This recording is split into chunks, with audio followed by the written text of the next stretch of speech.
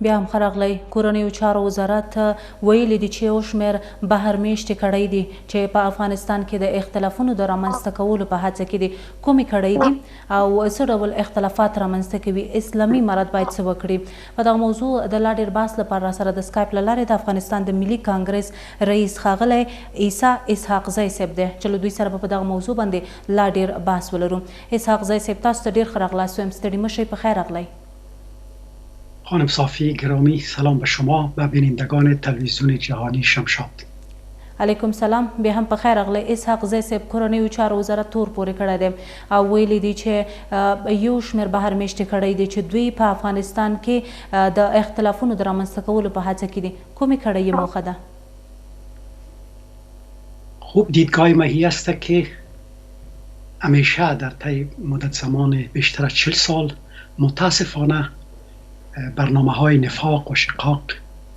و دامن زدن به تعصبات قومی، مذهبی، جنسی، طبقاتی در افغانستان وحدت ملی افغانستان خدشه‌دار ساخته. بدون شک هم در داخل و هم در بیرون کسایی هستند که در دنبال قدرت و دنبال ثروت هستند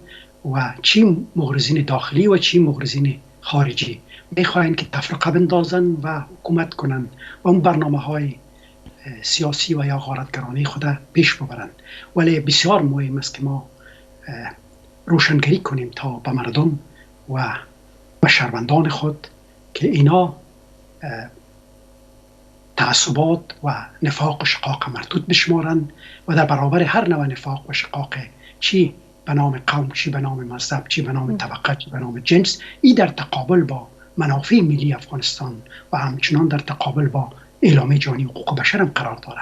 بنابراین اگر ما میخواهیم که یک دولت با عزت داشته باشیم، دولت با عزت ملی داشته باشیم، در قدم نخست وحدت ملی ما بسیار ارزش داره. وحدت ملی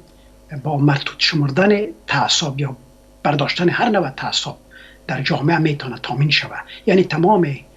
شهروندان افغانستان افغانیتشان تامین شود، انسانیتشان، برابریشان، یعنی یگانه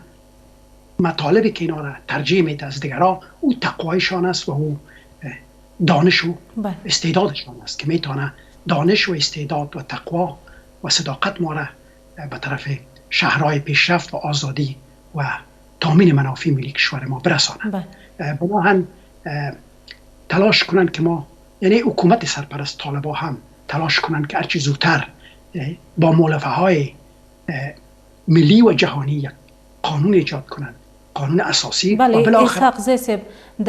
اسلامي امارت د هڅو یا د چې دوی څه وکړي، زه به له تاسې پوښتنه ولرم، خو که تاسې راته اوس یادونه وکړئ چې په دغه خبرو کې چې تېره ورځ د کورنیو چارو وزارت د مسؤلینو له لوري مطرح شوي دي او ویلي دي د بهر میشتو کلمه کارول شوې ده، آیا د افغانستان پخواني سیاسیون پکې راتللی شي؟ آیا یو شمېر هغه کسان راتللی شي چې څه وخت وړاندې په بېلابېلو هیوادونو کې دوی غونډې درلودلې، د اوسني حکومت یا په ټوله کې اسلامي امارت باندې دوی یو شمېر نیوکې هم درلودلې؟ خب یک تعداد ساختارهای فاسد گذشته که همیشه دین، قوم وسیله ساختن، اینا در گذشته به قدرت آمدن و زندگی نشان داده تا سال 1992 که مجموعه امی تنظیم ها که هر کدامشان بیرق اسلام بلند کرده بودن، در شهر کابل یک انارشیسم و وحشت ایجاد کردن. بیشتر از 70,000 کابلی ها کشته شد، تجاوز به عزت و شرف ناموس مردم صورت گرفت. در 20 سالی که ساختارهای اساسی دولت به دست امی ساختارها بود، متاسفانه کشور ما را به طرف فساد بردن، به طرف جنگ بردن، به طرف نفاق بردن و بالاخره در انحصار یک چند نفر قماندان سالار، یک چند نفر قاچاق سالار دولت و حکومت ها قرار گرفت و هم افغانستان به طرف نه تنها تعصب بردن بلکه به طرف بحران‌های سیاسی و اقتصادی و خشونت و جنگ کشاندن و هم میلیاردها دلاری که کمک صورت گرفت از طرف جامعه جهانی یا غارت شد. اینمی کسا بازم لابیگری میکنن، یعنی ساختارهای منطقوی هم عادت کردن که افراد را که بتانم و برنامه های نیابتیشان پیش ببره، گاهی در ایران، گاهی در تاجیکستان و گاهی در روسیه، اینا را دعوت میکنن که دوباره بتانن افراد خود داخل مملکت ما بسازن و اونا هم عادت کردن که از طریق خارجی ها داخل مملکت شدن و قدرت به دست گرفتن و صاحب ثروت شدن و مملکت ما را متاسفانه غارت کردن. بنابراین هم افراطیت و هم فساد بزرگترین تهدید است برای منافع ملی کشور ما، برای پیشرفت و آزادی و عدالت در وطن ما. 40 سال متاسفانه ما ساختارهایی را که تامگرا بودن، ساختارهایی را که مافیایی و فاسد بودن، فقط دین و قوم وسیله ساخته بودن برای رسیدن به قدرت و ثروت، یا جدا منافع ملی افغانستان طول تاریخ بیشتر از 40 سال صدمه زدن و در تقابل با منافع ملی و آزادی و عدالت و حقوق بشر در کشور ما برنامه‌های خود پیش بردن و آل هم تلاش میکنن که خود از طریق امو برنامه‌های نامشروع و فاسد خود به قدرت برسانند. ولی خوشبختانه که مردم افغانستان آگاهی پیدا کرده و تاریخ ننگین فساد و افراطیت و تامگرایی را دردهایش کاملا به تار پود و استخوان خود درک کردن و تلاش دارن که راه یک دولت واقعا ملی طرفدار آزادی و عدالت در کشور ما. بله، اسحاق زه صاحب، یو پوښتنه چې دلته پیدا کیږي، هغه یو شمېر پخواني سیاسیون چې دوی په بهر کې په بیلابیلو هیوادونو کې راغوښتل کیږي او دوی خپلې غوښتنې لري. یوه نیوکه چې په اسلامي امارت باندې هم موجوده ده او بیا دوی همدغه کسانو ته ځای نه دی ورکړی، هغه څه چې تاسې هم وویل چې دوی په تیرو کې په افغانستان کې په یو شمېر داسې کړنو کې لاس درلوده چې د افغانستان لپاره ګټور نه و. په همدغه موضوع کې په اسلامي امارت باندې نیوکه ده چې ګواکې دوی ټولو افغانانو ته برخه نه ده ورکړې په حکومت کې. دغه نیوکه بیا څه ډول ارزوئ تاسې؟ اوس که راځي تیر سیاسون د برخې غوښتنه کوي یا یو شمېر خپلې غوښتنې لري، په دې تړاو باندې بیا ستاسو نظر څه دی؟ خب منفی از ساختارهای فاسد که افغانستان به شکست‌های وحشتناک کشاندن، به جنگ و تعصب کشاندن، ما بسیار ضرورت است که حکومت سرپرست طالبان دنبال شخصیت‌های واقعا ملی و آزادی خواه و دانشمندای افغانستان، چی در داخل است چی در بیرون برن، اینا معتقد به وحدت ملی هستند، معتقد به آزادی و عدالت در افغانستان هستند و میخواین راه حاکمیت قانون در افغانستان باز شود. شما وقتی میخواین حق مردم تامین کنین، حق یعنی مجموعش اگر بگیریم حقوق میشه، حقوق مرکزش عدالت تشکیل میده. منان خود دولت و خود قانون وسیله هست برای تامین آزادی، حیات و پیشرفت شهروندان در یک کشور. بنان هرچی زودتر حکومت سرپرست طالبان از 40 سال گذشته بیاموزند که تامگرایی و فساد نتانست افغانستان به طرف شهرهای پیشرفت و عدالت ببره، منافع ملی کشور ما را تامین نکرد و اینا امو قدرت در انحصار خود گرفتن. چی از 40 سال پیشتر چپای ایدئولوژیک، چی راستایی که به نام قوم و به نام مذهب برنامه‌های خود پیش بردن و همه مسائل عوام فریبانه بوده، حرف و عملشان مطابقت نداشته. بنابراین اینا این درس کافی است برای حکومت سرپرست طالبان و تمام شخصیت‌های سیاسی و ملی افغانستان که با مردم خود صادق باشند، با منافع ملی خود صادق باشند و راه را باز کنند به شخصیت‌هایی که استعداد دارند، صرف نظر از هر نوع تعصبات قومی و نژادی و طبقاتی و جنسی. ما به پیشرفت افغانستان ارتباط مستقیم به کسانی داره که استعداد دارند، لیاقت دارند، تقوا دارند. بنابراین اگر ما همه شهروندان برابریشان را تامین کنیم، یعنی به حیث افغان، به حیث یک انسان، صرف نظر از هر نوع تعصبات، فقط برنامه‌هایی را که ما پیش میبریم بر بنیاد استعداد و لیاقت و دانش از او باشه. اگر ما یک فرد بر بنیاد از اینکه دانش داره، استعداد داره، لیاقت داره، در یک قوم دیگه هست و یا در طبقه دیگه است و یا در جنس دیگه است، او را از صحنه برنامه‌های سیاسی و اقتصادی خود دور بسازیم، در حقیقت ما جفا کردیم برای پیشرفت و آزادی و تامین منافع. بله، اسحاق زه صاحب، که همدغه موارد ادامه پیدا کوي یا اسلامي امارت همدا وایي چې موږ برخه ورکړې ده او بیا په ټوله کې خلک نور څه وایي، دا څومره د اختلافاتو او همدارنګه څومره د نارضایتۍ لامل کېدلی شي؟ خب حکومت سرپرست طالبان هم بسیار مطالب هست و بسیار کار خانگیایی است که باید انجام بده. در قدم نخست اعتراضات مشروع مردم از داخل و بیرون در مورد آموزش دخترها هست، در مورد حقوق اساسی و انسانی زنها هست. این کاملا مطابقت داره با منافع ملی کشور ما، با پیشرفت افغانستان، با بالاخره عدالت در کشور ما. از این خاطر ما به یقین هستم که اینا باید قانون اساسی بسازن. قانون اساسی باید توضیح بده که حکومت ما وظیفه چی است، بالاخره پارلمان ما، ارگانهای قضایی ما وظایف چی است، و بالاخره اما حق و حقوق مردم افغانستان چگونه تامین میکنن، و بالاخره حکومت ها و یا ارگانهای پارلمانی ما و قضایی ما از کدام را به قدرت میرسن، و بالاخره وقتی به قدرت میرسن اینا تعریف شوند که حکومت وظیفه چی است، پارلمان وظیفه چی است، ارگانهای قضایی وظیفه چی است، و در قانون اساسی تذکر بره که فرد جامعه چی مسئولیت داره و چی حق داره. بنابراین با این مؤلفه های هم دولت ایجاد میشه. قانون و دولت یک وسیله است برای تامین عدالت، یعنی هر دویشان به خاطر تامین آزادی، عدالت و پیشرفت در جامعه ایجاد میشه. یعنی مرکز هر قانون، اگر مرکز هر دولت مؤلفه هایش رفتن به سوی عدالت، به سوی تامین منافع ملی، آزادی و پیشرفت، و یا تامین حیات و آزادی و مای ملک شهروندان باشه، او میره به طرف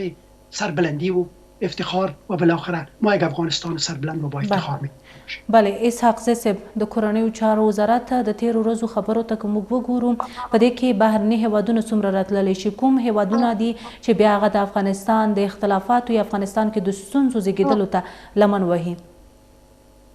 خب کسانی که در راه غلط میرن قربانی نادانی هستند. بنان از عدم آگاهی مردم ما، هم مغرضین داخلی هم خارجی، سوء استفاده میکنن. هرچی زودتر ما برنامه های آموزشی را تنظیم کنیم، یعنی هرچی بیشتر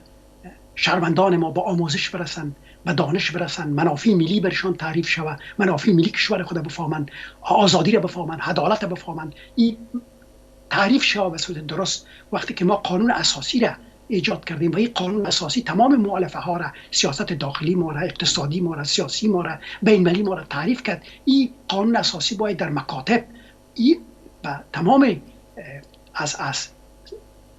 ابتدایات تا به متوسطه و تا به یونیورسیتی ها تدریس شود، تا مردم حق و حقوق خود بفهمند، تا مردم برنامه هایی که دولت پیش میبره و حکومت ها پیش میبره این را درست درک کنند و قربانی توطئه ها و دسایس مغرضین داخلی و خارجی نشن. بنان یگانه راه روشنگری است. یگانه راهی است که ما یک دولت متخصصین، یعنی پروفشنال داشته باشیم که دولت بتواند تمام عرصه ها و بخش های چی حکومتی است، چی پارلمانی است، چی قضایی است، اینا برنامه های خود به طور حرفه‌ای متخصصین باشه که بتواند در عرصه بین‌المللی ما را موفق بسازه و هر چی زودتر افغانستان از انزوای بین‌المللی و منطقوی نجات بده تا مغرضین داخلی و خارجی از این بهره برداری نکنن و سود نبرن. بله، یوه بله ادعا چې شوې ده اسحاق صاحب ویلي دي چې په افغانستان کې چې کوم بریدونه کیږي